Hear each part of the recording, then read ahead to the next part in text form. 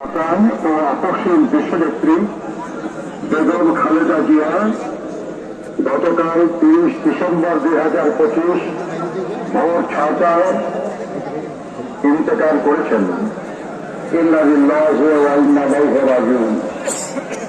আমরা তার আত্মার মাগফিরাত কামনা করছি এবং পরম করুণাময় আল্লাহ তাআলার দরবারে প্রার্থনা করছি তিনি যেন আমাদের সকলের পরম শুদ্ধ নেত্রীকে জান্নাতুল ফেরদৌস নসিব করেন।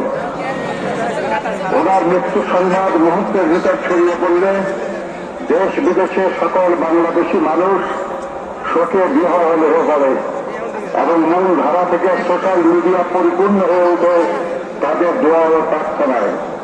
অন্যদিকে পুরো বিশ্বের রাজনৈতিক পরিমণ্ডল থেকে আসতে শুরু করে আন্তরিক শোকবার্তা। দেশনেত্রী বেগম খালেদা জিয়া জন্মগ্রহণ করেন 1945 সালে।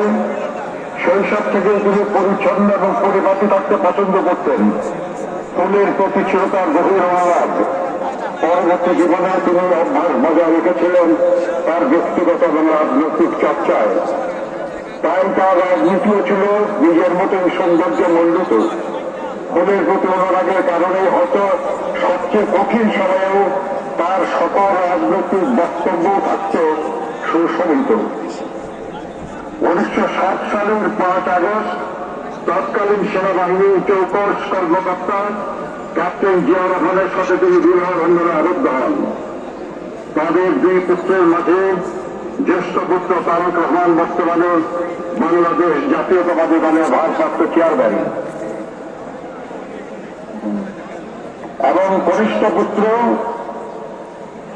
আরাফাত রহমান কোকো স্বৈরাচারী আওয়ামী লীগ সরকারের রাজনৈতিক প্রতিহিংসার শিকার হয়ে মালয়েশিয়ায় অবস্থানকালে প্রকৃতপক্ষে বিনা চিকিৎসায় 2015 সালের 24 জানুয়ারি মাত্র 42 বছর বয়সে ইন্তেকাল করেন।